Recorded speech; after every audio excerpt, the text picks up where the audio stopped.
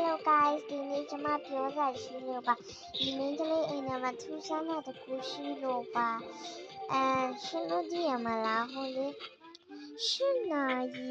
44လောက်မှဆိုရင် day 2တွေ့လား day 2မှာဆိုရင်ဂရိတ်ရနာတွေမှာဒီအဖူလေးတကူခုပါနေရအပါသေးတဲ့ဆိုအထက်ဝင်ပြီးတော့စစ်စစ်ကြည့်တာ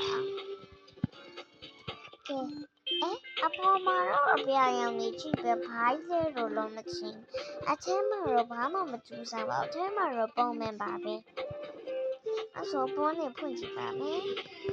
Oh my god အပြာဟာကြီးတွေ့လားအားလုံးပြည့်တဲ့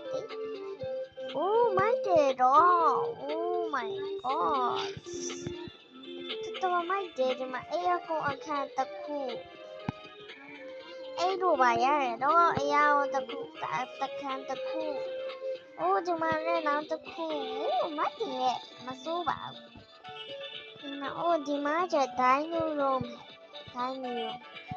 ဒီမှာလည်းအပေါက်လေးတစ်ပေါက်ရှိဒါလေးအိုးဒီပေါက်ကရေချိုးကန်အိုးမိုက်တယ်ဒါရောအော်ဒီမှာကျတော့အဲ့လိုကောင်းပါတယ်ရေချိုးကန်နဲ့ဒါနဲ့ဆက်ထားတော့လေအီးကြီးလေးတာလေနီးနာနဲ့ပေါ့နော်အီးကြီးရကြအောင်ပါကဲအားဝဲပါနော်ဒီနေ့တော့ကျွန်မဒါပဲပြရပါခဏလေးလေးချစ်တဲ့အိမ်ကပြဒါကြတော့ကြောင်ရပေးမယ်ပေါ့နော်ဒါကြတော့နောက်တစ်ခန်းပေါ့နော်နောက်တစ်ခန်းပါဒါညီမနှစ်ယောက်တူအိတ်လေးလေဒါနောက်တစ်ခန်းပြီးဒါလည်းနောက်တစ်ခန်းညီမနှစ်ယောက်ပေါ့နော်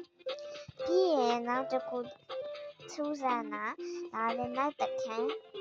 ဒါကြရေချိုးကအိမ်တာပေါ့နော်အဝတ်လျှော်ဆက်ပါပါတယ်ကြိုက်တော့လို့လျှော်ပါပြီးရင်ဒါကြတော့မီးဘူးကြောင်းပါရှင်မီးဘူးကြောင်းတော့ဘာမှမရှိအိုး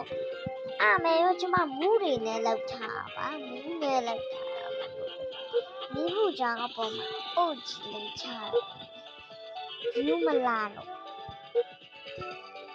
ယူမလာလို့အုတ်ကြီးသေးချလိုက်တာပါအုတ်ကြီး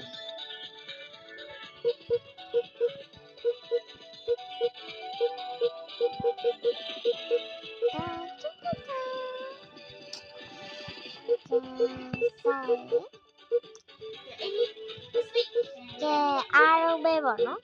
ဒီနေ့တော့ကျမဒါပဲပြရပါ